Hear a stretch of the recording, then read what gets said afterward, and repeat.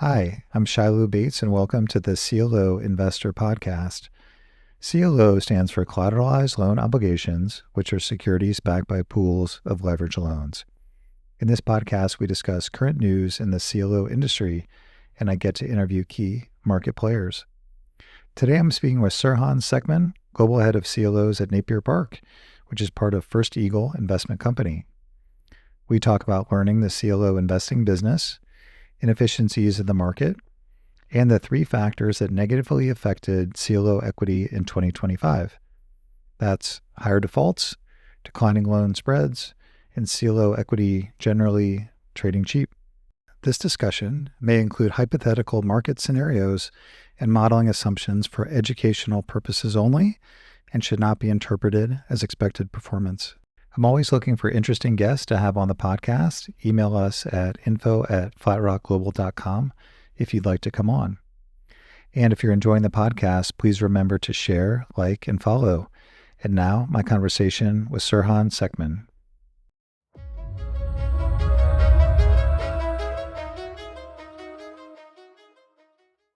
Serhan, thanks so much for coming on the podcast. Thank you, Shiloh. It's great to be here. So why don't we start off with your background, Serhan, and how you ended up in the CLO business?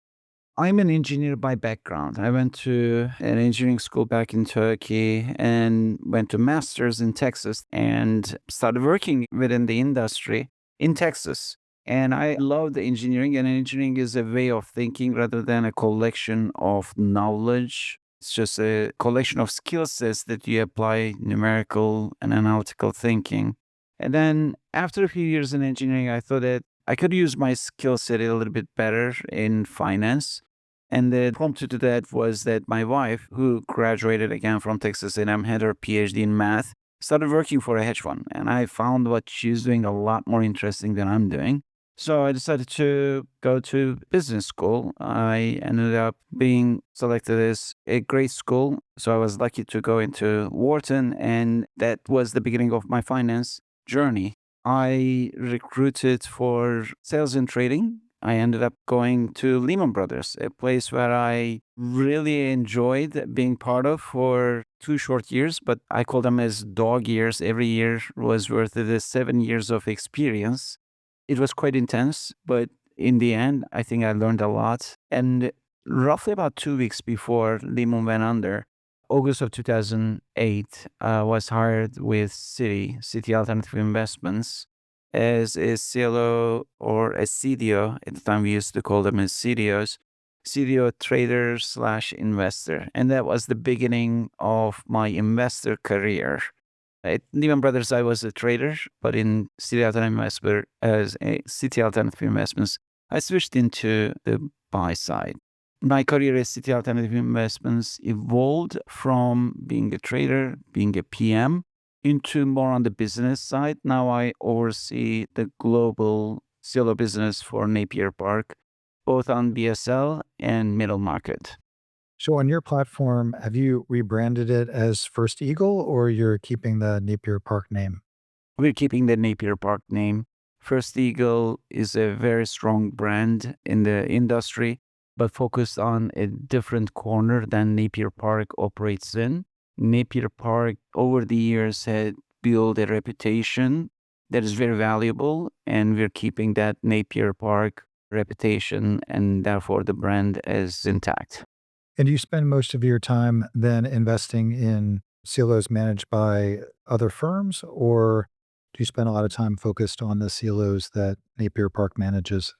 Currently, I spend more on the business side of it, and I have teams that is focused on investing in other manager CLOs, and I have teams that is focused on managing our CLOs.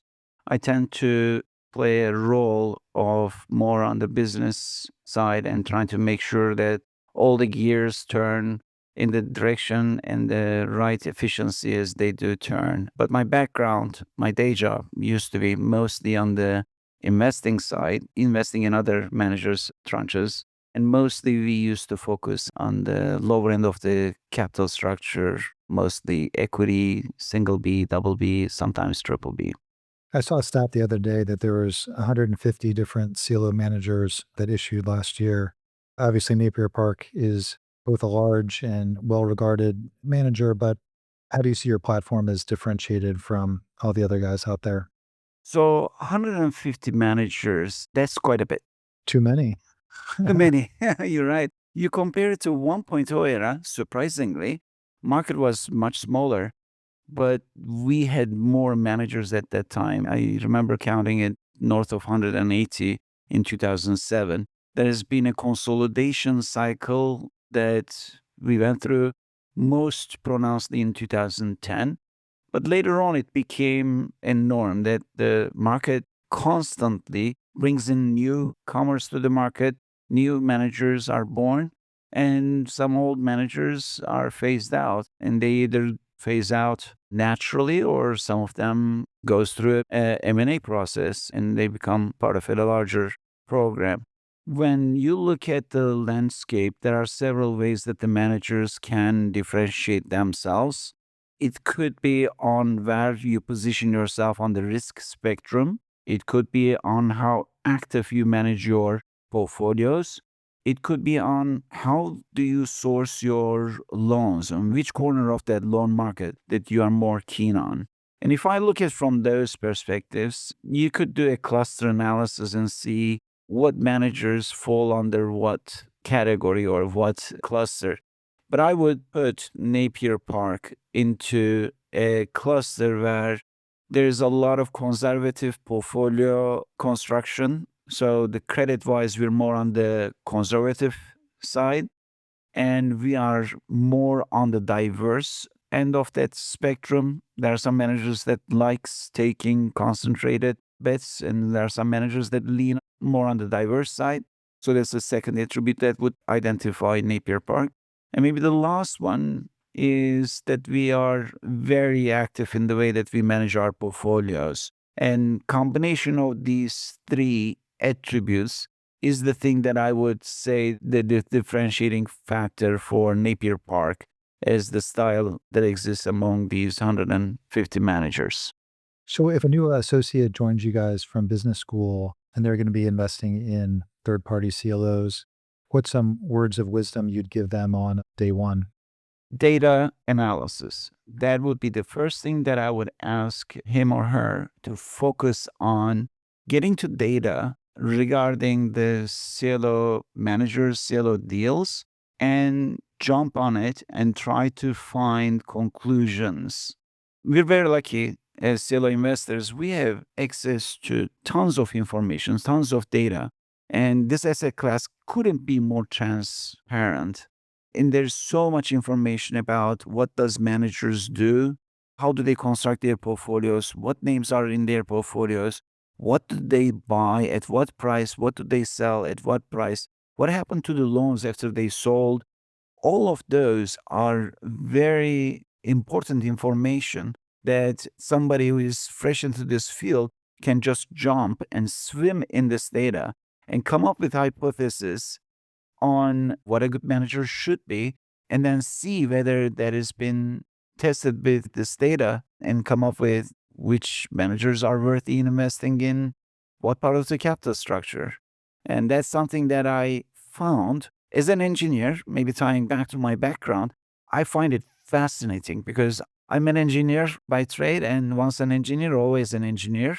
I always look at things in a very analytical way and try to take very complex question like which manager should we invest in and try to divide into more manageable questions, simpler questions, and then find answer to those smaller questions or simpler questions by analyzing data and then combine all of these together into a thesis.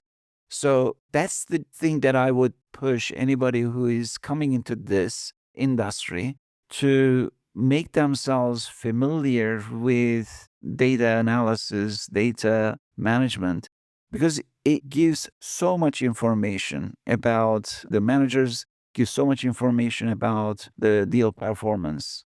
But I would like to hear your answer to the same question because I know that you're a very astute investor. You do a lot of these things we do. I'm very curious, what's your answer?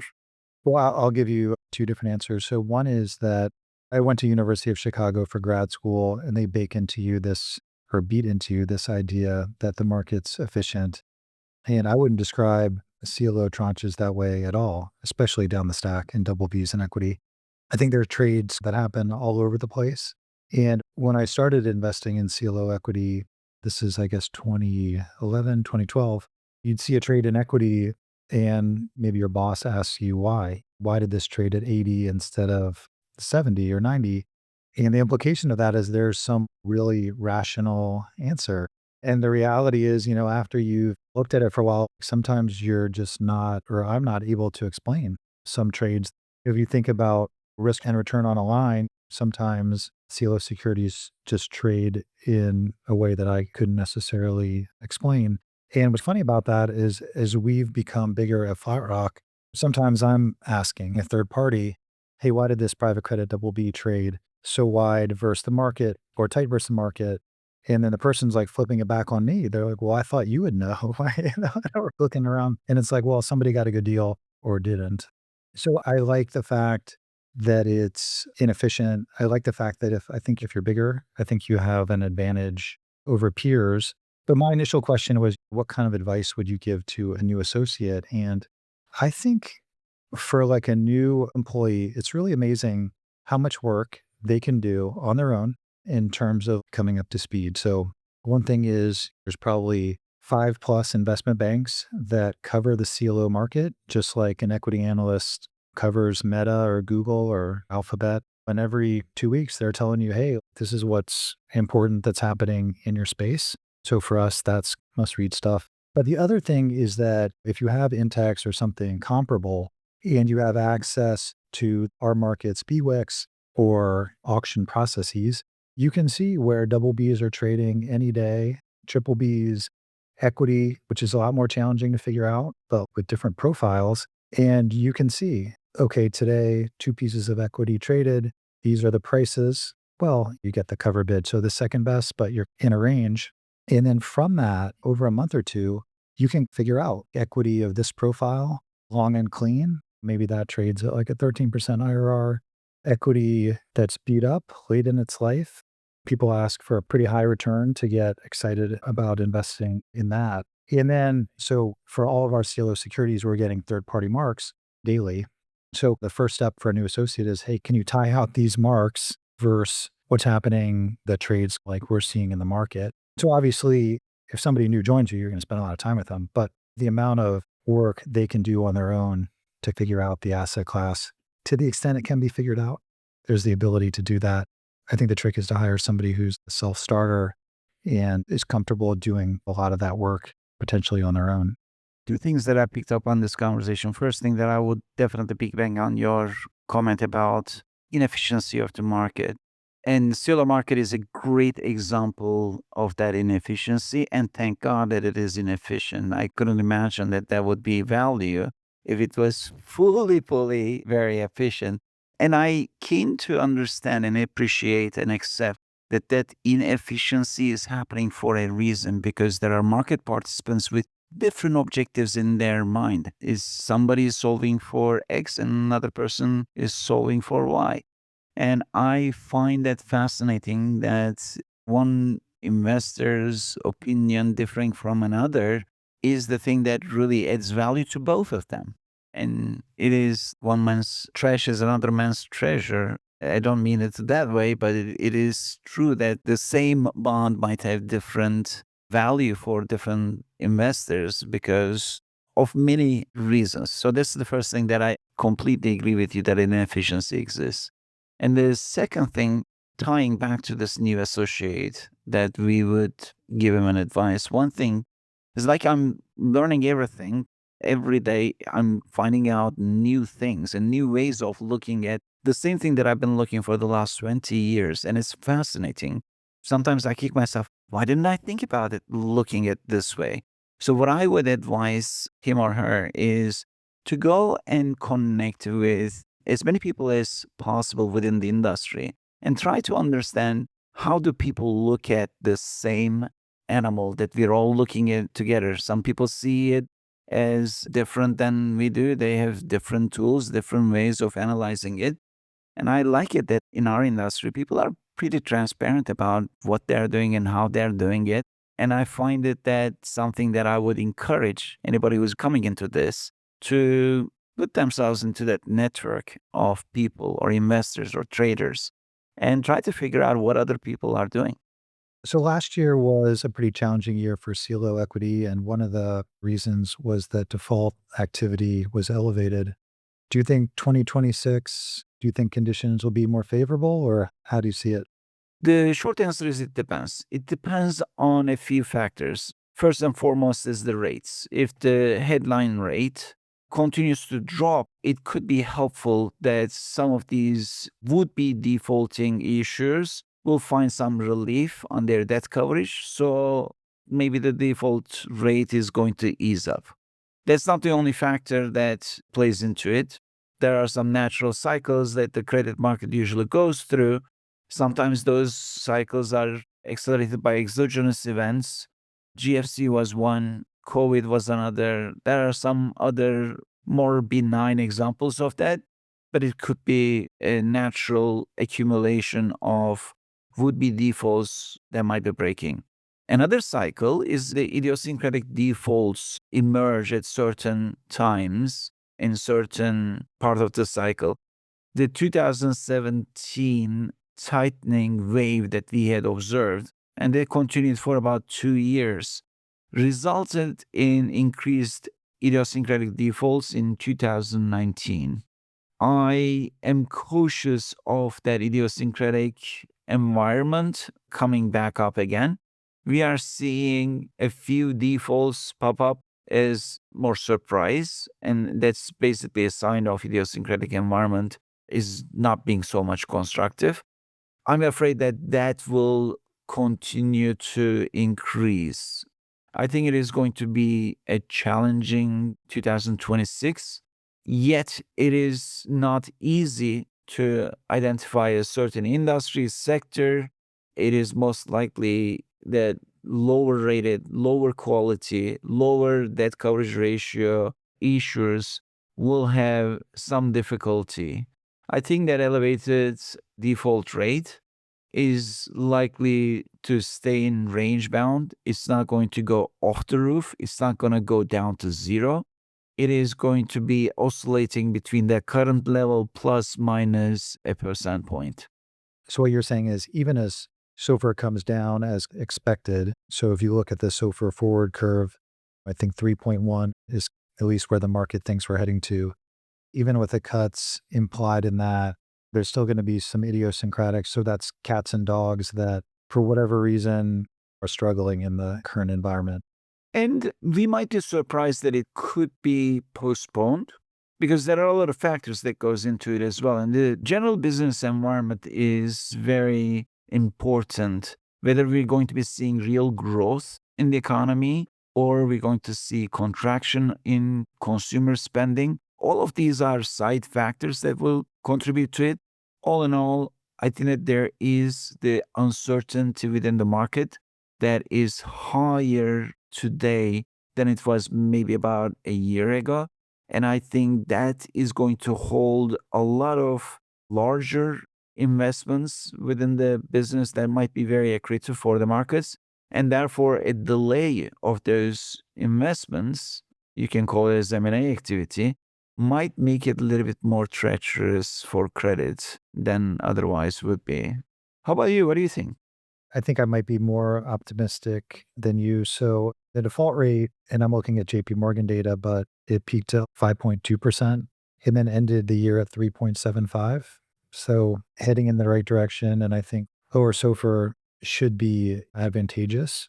The other thing is in all of our CLO profitability projections, we're baking in a loan loss reserve. I think most people use a 60 bip loss rate, which is 2% defaults and 70 recovery. And that's turned out to be quite optimistic, the 2 and 70 there. But we're already budgeting in for the 60 bip loss rate. And so you can be above the 60 bips and still have a decent year as long as it's not too far above. And of course, there's other factors in there as well. I also think private equity has raised a lot of money that's still waiting to be deployed, and they can either spend it or give it back. And my hope is that maybe some private equity firms will see value in some of these BSL loans or companies where they might have an idea for how to turn things around. And that might be beneficial to lenders as well. I think there's one thing to add on top of what you just said is that the headline overall loan default rate can go either direction or can stay as it is. There is a huge dispersion among the investors, among the managers' performance in this asset class, given that loan market is quite large, give or take 1,500 issuers out there, and any given manager has exposure to somewhere between 300 to 500 names. So everybody has a different corner that they have focused on, and the performance is expected to vary. And it did vary in the past quite a bit. And in my opinion, it is going to continue to vary.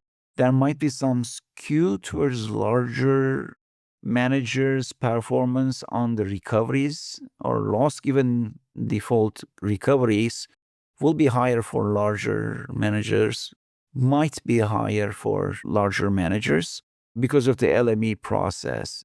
LME process might favor the larger participants a little bit more than the smaller ones. So the LME is the liability management exercise. That's the out of court, less formal restructuring.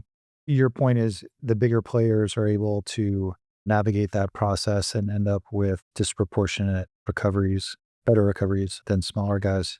Is that changing though? I've seen like a few court cases where it seems like what the courts are saying is that all lenders should be treated equally. I guess you can be treated better to the extent that you're willing to cough up more capital yourself to support the business. But do you know where that sits? I don't. On the other hand, I firmly believe that there's the spirit of the contract that people should stick to. And if you're invested into a tranche, and I can't imagine why investors would be in a position where the outcomes would be different. That's an opinion, obviously, that could be varied based on multiple factors. But I'm looking at a CLO tranche investor and I'm thinking, if there is a capital treatment that comes to the tranche that I invested, the contract that I signed when I invested in that tranche is that I'll be treated equally to the pari passu owners of the tranche owners. That would be my perspective. And I think the LME process is something that has evolved in the last few years, and it changed the dynamics on how the managers are managing their portfolios, how they are trading.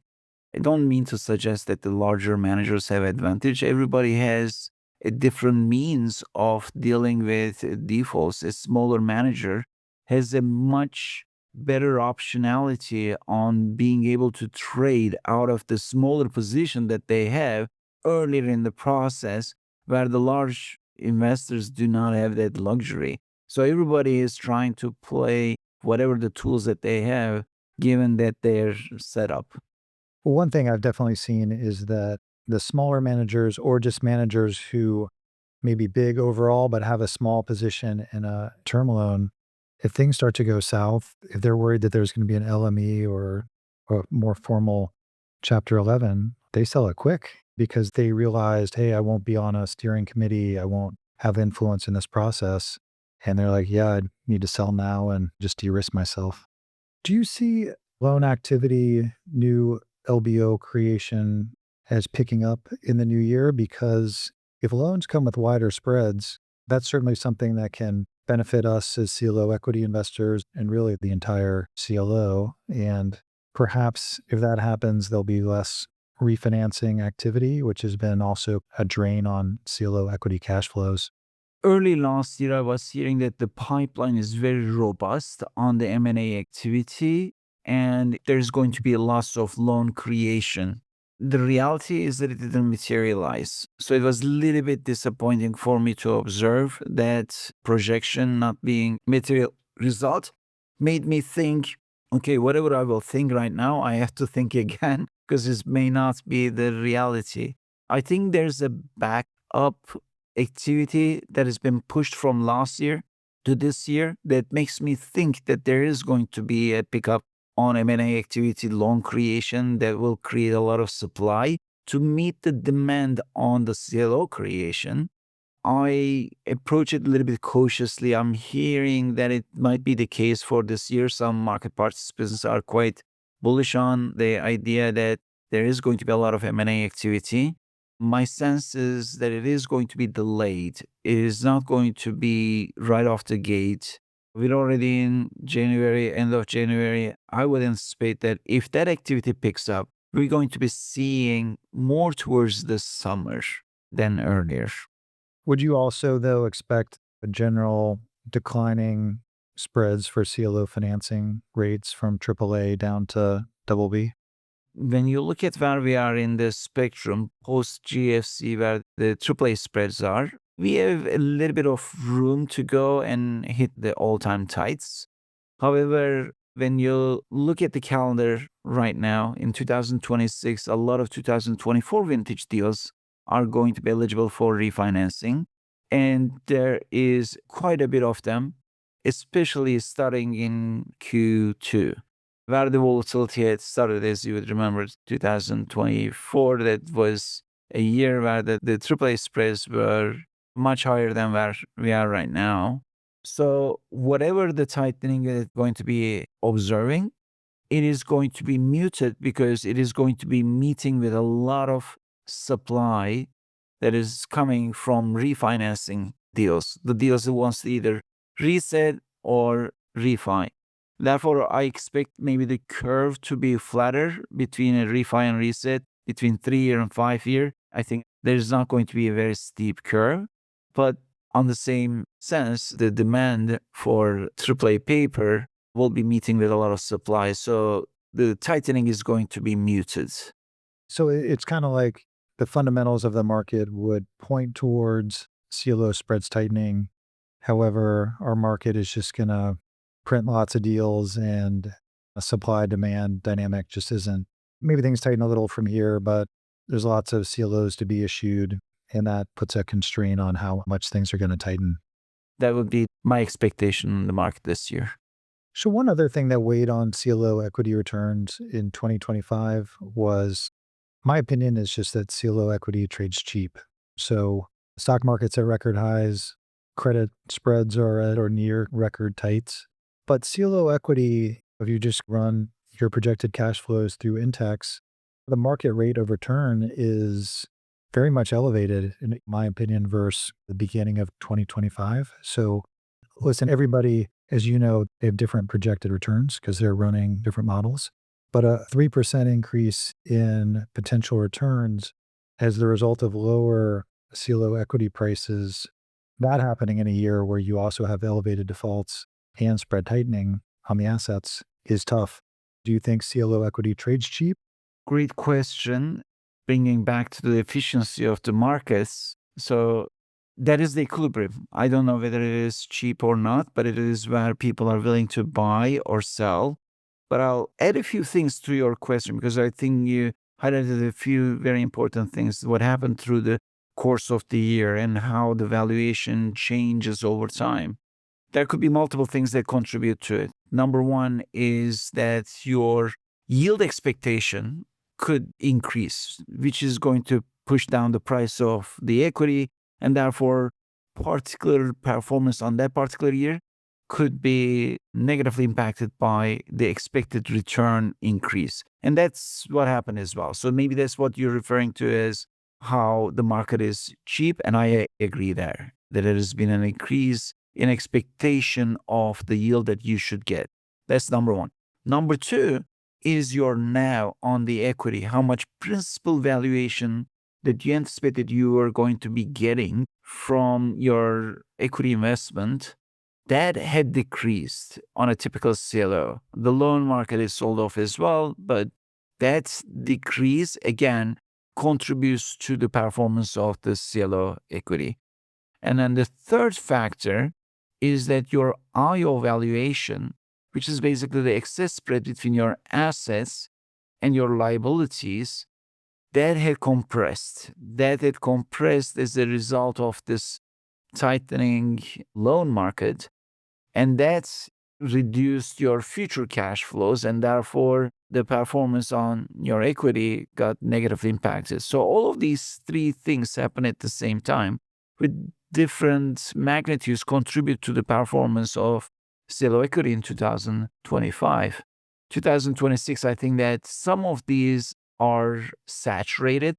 Some of the factors that contributed to that performance, I think that wherever the equity is yielding right now, I don't think that there is any reason to anticipate that people will ask for more yield for the same risk. So that factor, I think, is saturated. The NAVs have some room to go. More defaults might contribute to it. I think the spread compression, I'd love to think that we're 3/4 down on that. So there's not the same pace that it is going to continue. So it is, I think, going to be more or less a neutral to a positive year for CLO equity. It might be a positive to a neutral year for 2026 relative to 2025. How would you quantify a neutral year in CLO equity? So if you look at a CLO equity right now, if you had bought it somewhere around NAV, you should look at your portfolio. What is trading above par on my loan portfolio and bring it down to par, meaning that you should anticipate that they are going to be refinancing. And then you look at what is the spread compression that you should anticipate on that part of your portfolio. Whatever that is, take it by 50 basis points. That's maybe a middle number that you should anticipate. And that should contract your IO component. And I'm not putting any refinancing optionality, assuming that you can run that separately and analyze whether that is something that you would like to put into your analysis or not. And if you put all of these things together, you could see that maybe your NAV performance could be a couple of points to 3 points down, excluding default situations. And your spread could be down for another 5 to 10 basis points. But on the other hand, if you can refinance your debt and you can maintain, I would say, mid-teens type of valuation on a base case scenario, I would say that I think you're going to be having mid-single digits to double digits in a positive scenario. In a scenario where there's the defaults that pick up and or the spread compression continues or accelerates, it could be down single digits to a flat. That might be the other end of the spectrum. So in my opinion, 2/3 of the market plus minus one standard deviation, the performance is expected to be within this envelope. So in the base case you gave, that was, well, you're receiving in cash mid-teen return, but you're losing, call it 3% or so on your NAV. So maybe that takes you from 14% to 11, something like that. So that's where you'd see a positive outcome in that. One thing that, and I'd like to hear your thoughts as well, I link the equity returns on any given year about what the double B does during that year. Because as a relative value investor, when you're looking at equity, which has so many variables that is going into it, and try to anticipate what will be the return on any given year, and you compare that, if I go just one tranche up and invest in double Bs, and if I put the same scenarios I'm putting into my equity analysis, and if that double B is giving you a double digit returns on most of the scenarios that you're putting, that's a very fair question for everybody to ask. Why am I investing into the equity instead of the double B? That was the case in 2021 and in later years until the double B spreads compressed to a meaningful level. The convexity is gone. And then CLO equity became very attractive because if you're looking for double digit returns, it doesn't exist in double Bs. Now you need to go down to the equity. And that's when we had seen increased activity in the secondary trading of that equity. Did you observe similar dynamics on your end? Well, I see new issue BSL double Bs today at SOFR plus, is it 460 or something like that, which I think that's pretty tight. And how we've thought about it in equity, and we manage double Bs in equity, by the way. And how we think about the difference between the two is I think you need to target probably a 4% pickup in projected return to be enticed to go from a double B to an equity.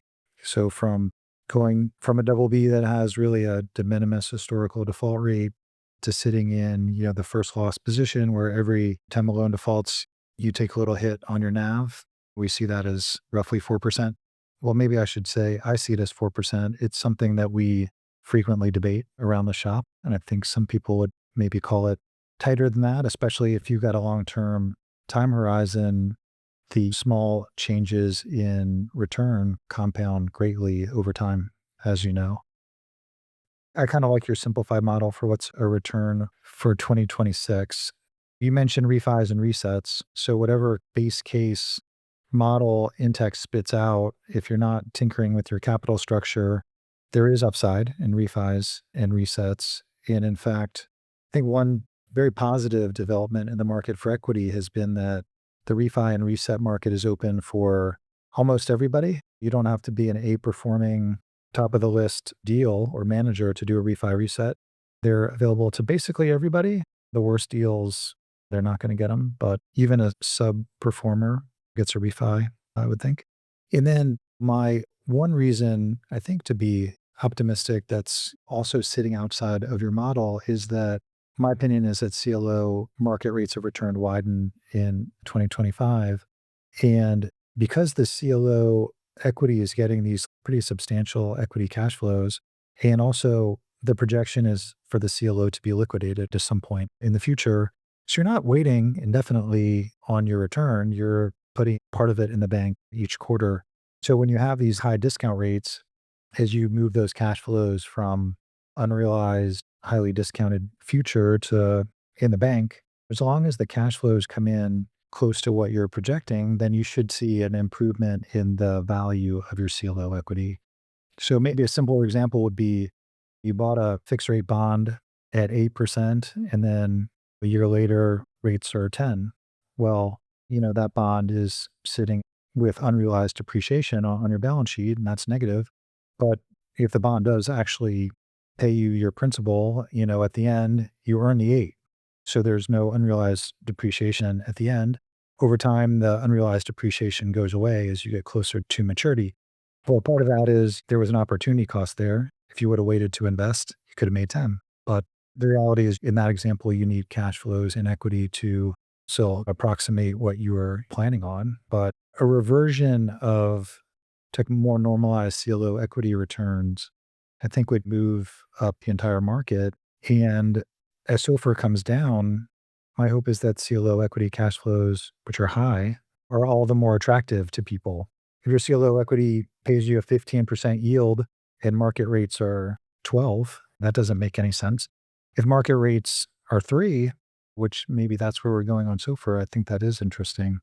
So I'd also say I think the challenge for predicting the market, and I'm getting asked this all the time by our investors, I think it's a good question, but fortunately, not a lot of companies default. So that makes it very hard to pull out your crystal ball and say, hey, our default's going to be 2% or 2.5. How could somebody with a straight face put any conviction around that? The realities are going to be elevated. I liked how you put it in kind of like a confidence bound, but I think fortunately things are heading in the right direction. That's my view. And then also what I've seen in the past is once you get through these periods of higher defaults, the remaining loans that you're left with are loans that have been tested and survived. And so if you look at a default rate chart, you hit a peak, and then the next thing that happens a year and a half later is that you're below your average default rate. So the default rate doesn't tend to stay high indefinitely, thankfully. It moves down when the weak exit the pool through restructuring, and hopefully the stronger portfolio is what you're left with. Default cycles have positive impact on the loan market's long-term viability in a sense that following the default cycles, you usually see the spreads widening. And that spread widening on the issuance gives an appetite to the investors to come back into the market and finance this into a new level where eventually the market is going to find where that equilibrium is. But I find them that are healthy, especially when they happen in a systemic bound, meaning that the elevated default environment makes it difficult for an issuer come in here and issue a loan at 275. They have to do it for 25. They attract a lot of investors. They attract a lot of attention. And then they have to be on their tippy toes to be able to service that for 75 or 450, whatever the higher coupon that they have agreed on. And it pushes the efficiency on their end of their business, whatever the business that they're running. And all of those are healthy contributors to the overall health of the economy. And as we go through these cycles, the CLO investors look at it like, what is the right time for us to participate in an equity as opposed to double Bs? I find it fascinating that there is value on all parts of the capital structure, depending on what you're trying to accomplish. Sometimes there is more skew towards one to the other, but it is always in cycles. There's no such thing as that, oh, there's no value going forward anymore in X part of the capital structure. Well, that is not sustainable if there's no value on that part of the capital structure. The issuance will stop. When the issuance stops, then there's going to be more supply of loans to the market. And that is just going to go back and rebalance itself to an attractive level again.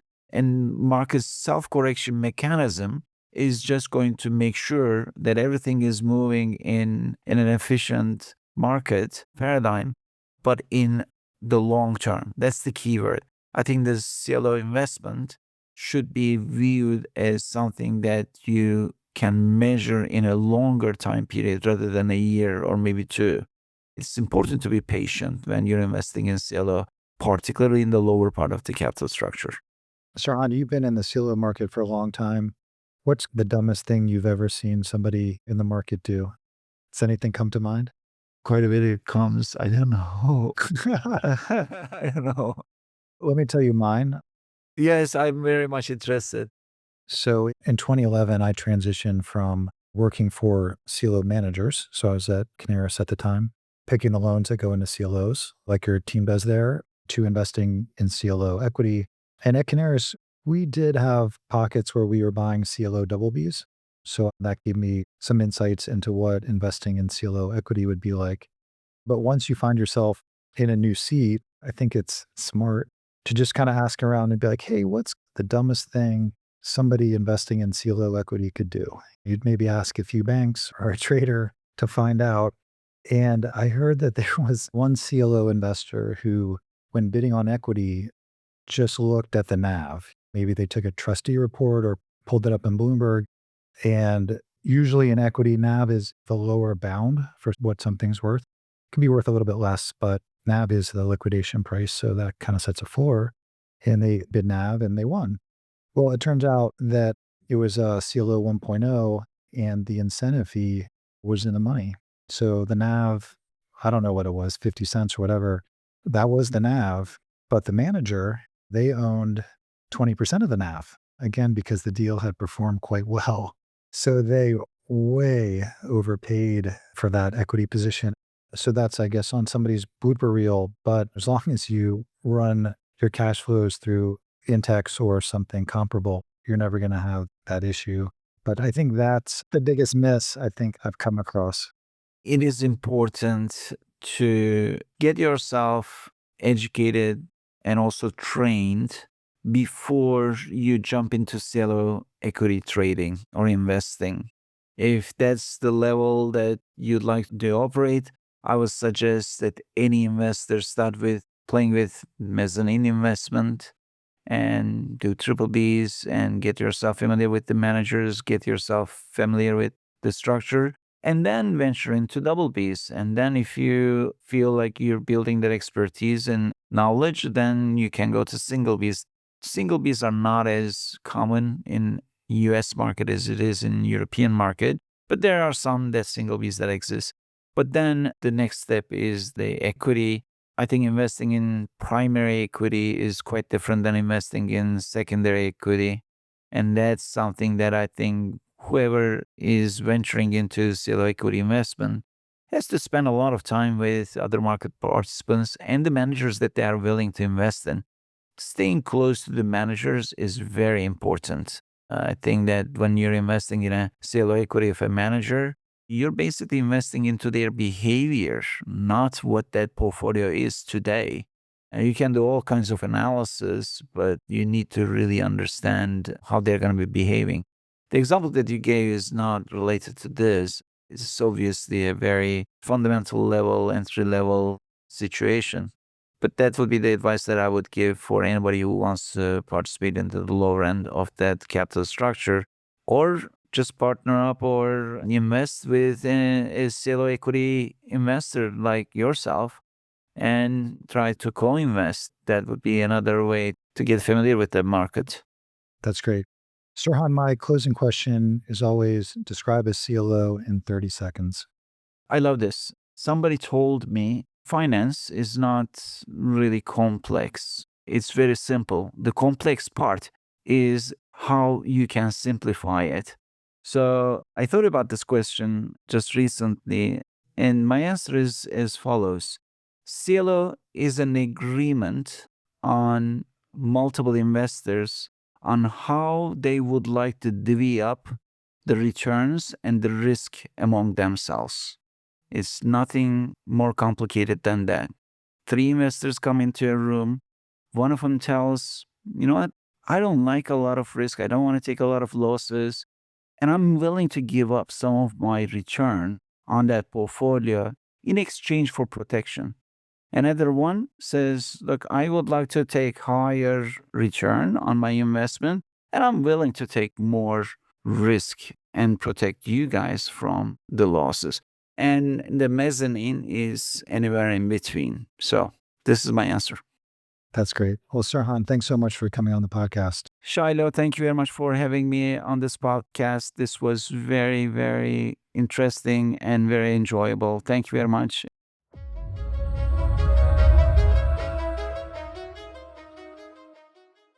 All statements of opinion or forward-looking statements herein are based on current market conditions and should not be construed as guaranteed as future events, and are subject to change at any time without notice. The content here is for informational purposes only and should not be taken as legal, business, tax, or investment advice, or be used to evaluate any investment or security. This podcast is not directed at any investment or potential investors in any Flatrock Global Fund. Definition section. Secured Overnight Financing Rate, SOFR, is a broad measure of the cost of borrowing cash overnight, collateralized by Treasury securities. The global financial crisis. GFC was a period of extreme stress in the global financial markets and banking systems between mid-2007 and early 2009. Credit ratings are opinions about credit risk for long-term issues or instruments. The ratings lie in a spectrum ranging from the highest credit quality on one end to default or junk on the other. A AAA is the highest credit quality, a C or a D, depending on the agency. The rating is the lowest or junk quality. Leveraged loans are corporate loans to companies that are not rated investment grade. Broadly syndicated loans are underwritten by banks, rated by nationally recognized statistical ratings organizations, and often traded among market participants. Middle market loans are usually underwritten by several lenders, with the intention of holding the instrument through its maturity. Spread is the percentage difference in current yields of various classes of fixed income securities versus treasury bonds or another benchmark bond measure. A reset is a refinancing and extension of a CLO investment period. EBITDA is earnings before interest, taxes, depreciation, and amortization. An add-back would attempt to adjust EBITDA for non-recurring items. LIBOR, the London Interbank Offer Rate, was replaced by SOFR on June 30th, 2024. Delever means reducing the amount of debt financing. High-yield bonds are corporate borrowings rated below investment grade that are usually fixed rate and unsecured. Default refers to missing a contractual interest or principal payment. Debt has contractual interest, principal and interest payments, whereas equity represents ownership in a company. Senior secured corporate loans are borrowings from a company that are backed by collateral. Junior debt ranks behind senior secured debt in its payment priority. Collateral pool refers to the sum of collateral pledged to a lender to support its repayment. A non-call period refers to the time in which a debt instrument cannot be optionally repaid. A floating rate investment has an interest rate that varies with the underlying floating rate index. RMBS are residential mortgage-backed securities. Loan to value is a ratio that compares the loan amount to the enterprise value of a company. GLG is a firm that sets up calls between investors and industry experts. Payment. In kind, or PIK, refers to a type of loan or financial instrument where interest or dividends are paid in a form other than cash, such as additional debt or equity, rather than in cash. A covenant refers to a legally binding promise, or lender protection, written into a loan agreement. Net asset value, NAV, the value of a fund's assets minus its liabilities, typically used to determine the per-share value of an interval fund or investment vehicle.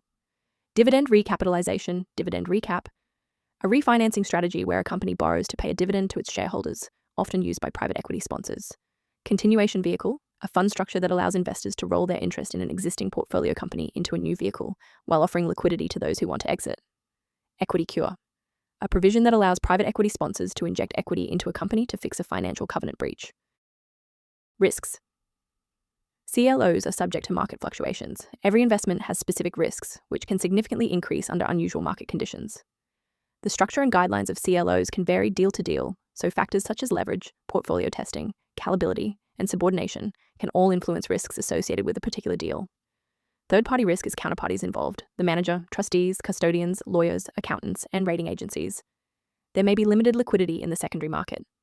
CLOs have average lives that are typically shorter than the stated maturity. Tranches can be called early after the non-call period has lapsed. General disclaimer section: FlatRock may invest in CLOs managed by podcast guests.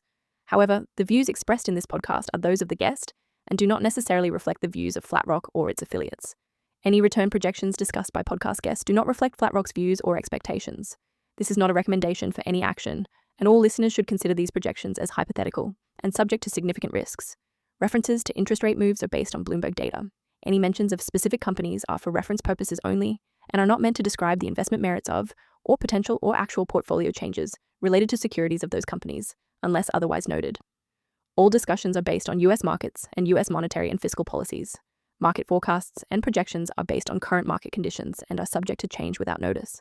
Projections should not be considered a guarantee. The views and opinions expressed by the FlatRock Global speaker are those of the speaker as of the date of the broadcast, and do not necessarily represent the views of the firm as a whole. Any such views are subject to change at any time based upon market or other conditions, and FlatRock Global disclaims any responsibility to update such views. This material is not intended to be relied upon as a forecast, research, or investment advice. It is not a recommendation, offer, or solicitation to buy or sell any securities or to adopt any investment strategy. Neither FlatRock Global nor the FlatRock Global speaker can be responsible for any direct or incidental loss incurred by applying any of the information offered. None of the information provided should be regarded as a suggestion to engage in or refrain from any investment-related course of action, as neither FlatRock Global nor its affiliates are undertaking to provide impartial investment advice, act as an impartial advisor, or give advice in a fiduciary capacity. Additional information about this podcast, along with an edited transcript, may be obtained by visiting flatrockglobal.com.